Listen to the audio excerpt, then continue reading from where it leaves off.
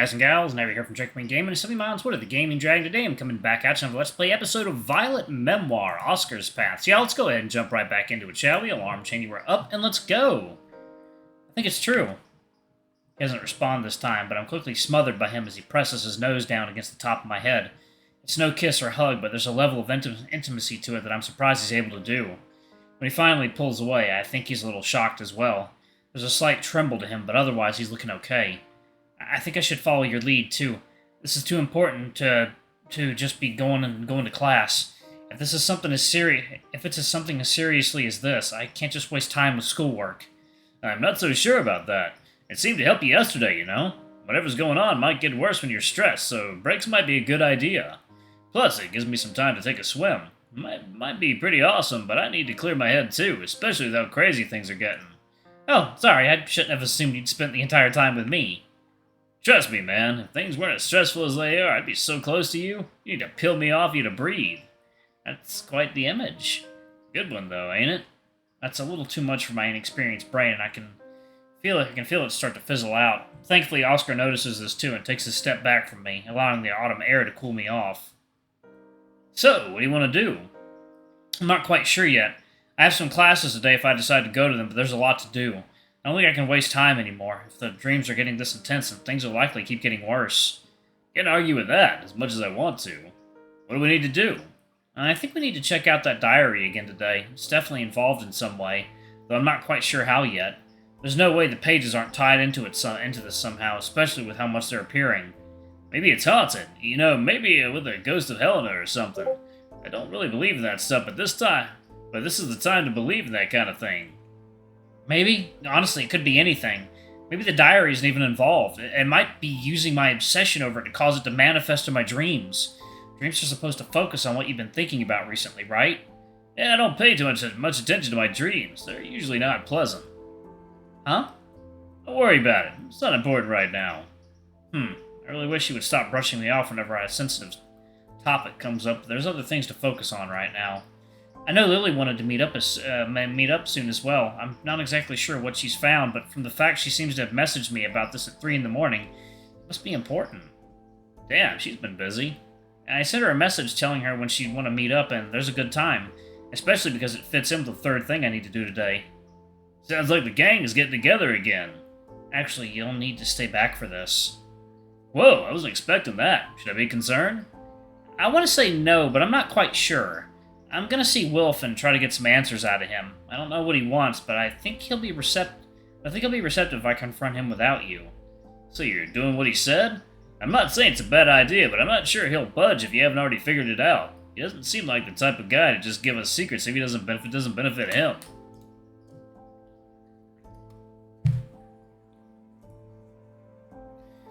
Maybe, but maybe not, but it's my best lead, isn't it? Outside of the diary, but if it's a secret that Conrad couldn't even tell Nathan about, there's a good chance he wasn't able to tell Helena too. Unless she figured it out, but I doubt that. Not saying she wasn't smart. I don't really know her. I just feel like it would make more sense if it was something he was being extremely cautious about. But Wallace, I think you're overlooking an important part of why Helena might have found out from him. Maybe it has something to do with her. You think? Just a hunch. Just a poor guy in over his head if I had to guess. Now I'm really confused, but Oscar doesn't look like he's going to elaborate, so it's probably best to move on. My plan is to meet up with her and then head over to the football field. One of her classes finishes a little bit before then. Should be enough time to find out what she's found out before finding Wilf.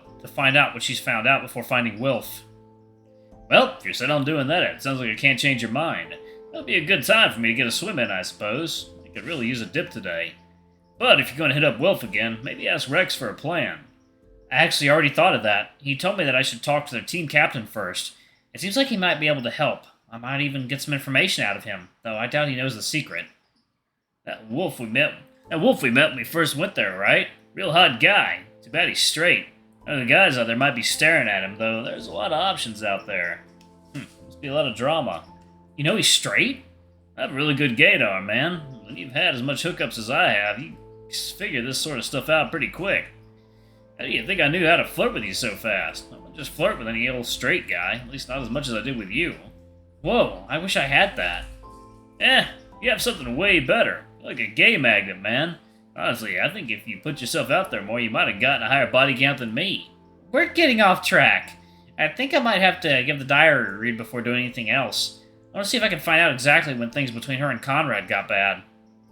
That's the first I'm hearing of this. You think things got bad between them?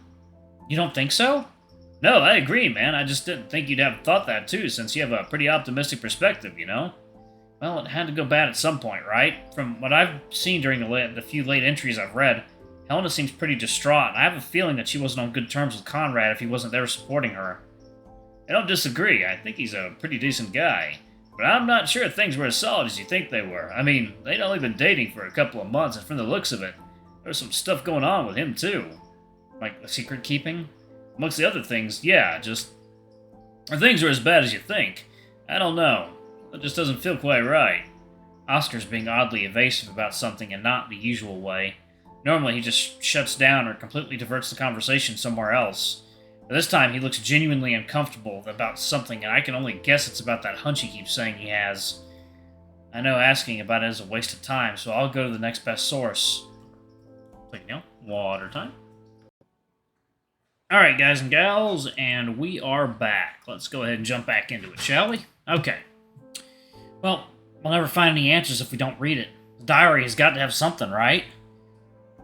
Maybe. Wait, I know I should probably ask before we get into this, but do you have classes soon? Yeah, I usually have one around 10, but I think I should avoid that one. It'll make meeting up with Lily before heading over to the football field easier. I can't argue with that as much as I want to. I've never seen you so argumentative. It's not a bad look, just surprising.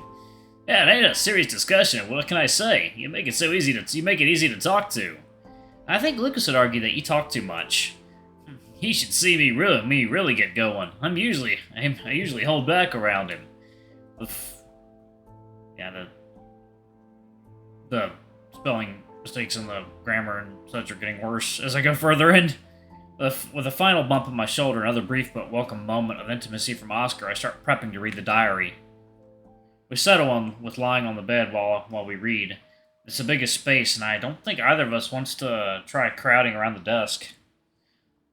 Oscar felt a little more comfortable. I have a feeling he would have just put me on his lap while I read, but he's staying a comfortable distance to my side. There isn't any need to mess around and try to read through the book page by page. We're on the hunt for specific information. I want to know exactly what went wrong. It isn't long before I get far enough into the book that the intact pages start getting rapidly outnumbered by the torn remnants of whatever Helena must have ripped out. I do find a specific point where the tone starts to shift, but there's a little there I can actually make out. Other than Helena seeming to be worried about her mother. Scanning the pages for Conrad or Quinn's name, I finally managed to catch something, though it's a little later than I expected. I can't believe he did that. Who does that to someone? I can understand wanting acceptance, but this is just awful. Her scribbling is furious, and it looks like she took several tries just to put anything more than incomprehensible rambling down. But I don't know what I'm supposed to do, Mom. You're not returning any of my calls, and who am I supposed to go to? Mercy's still avoiding me like I've got the plague, and who else am I supposed to get in contact with? Should I just crawl back to Conrad after all the shit he did to me? Huh? Wait. That's strange. What do you mean? What happened with Mercy? Did I miss something? I tried looking back numerous pages, but I can't find anything to do with her outside of some mild complaining about her ignoring her. But it never quite feels like there's truly showing how she feels. It's like she's trying to deny how much this is hurting her. The first proper mention of Mercy I come across is so far back that the torn pages have calmed down and it doesn't look like anything's wrong at all. She mentions getting into a mild argument over Conrad because Mercy doesn't seem to trust him. That means that something must have happened between her and Mercy and between now and things going wrong. It doesn't even seem like either of these are the catalyst for what's causing Helena to get so hysterical in the first place. Flipping back to where we were, I double-checked to make sure I read it right.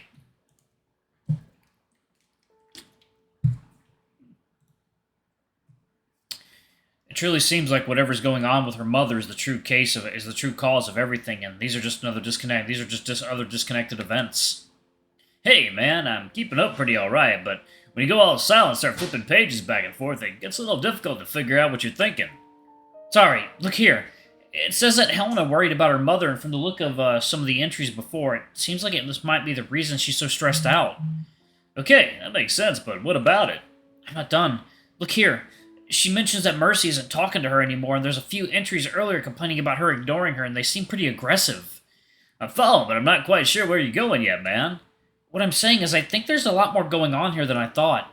I thought there might have been just one singular thing that caused Helena to start acting up, but I think it might be much worse than that. It looks like 3 separate things all went wrong around this time. I don't mean to rain on your parade, man, because I think you're right, but I don't think this is a surprise. Huh? What?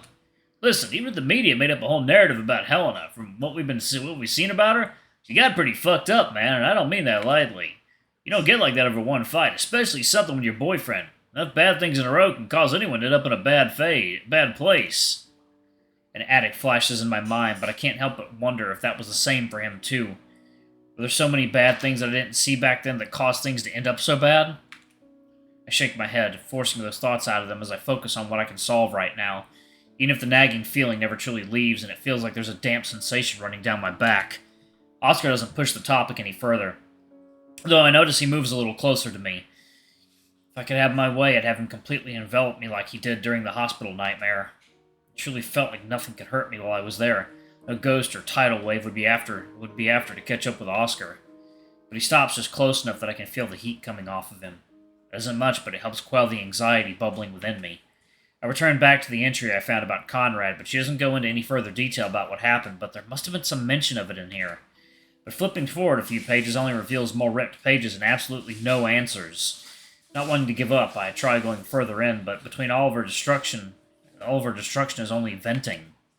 By the time I've returned once again to the initial Conrad entry, I already feel the hope giving way to frustration, and no warmth is able to subdue that. It might be better for me to just give up, but all I can imagine is the distant look Nathan had when he talked about Conrad. It wasn't like he was hurt, not anymore. He looked almost numb. Like he was dulling everything to protect himself from the pain, and I can't stand to leave him like that. I just wish that we knew what happened between them. I say it in my mind like a silent prayer because I start to close the diary. Except when I do, what looks to be a folded piece of parchment sticks itself out of the bottom of the book. Reopening it reveals that it seems to be wedged only a few pages earlier.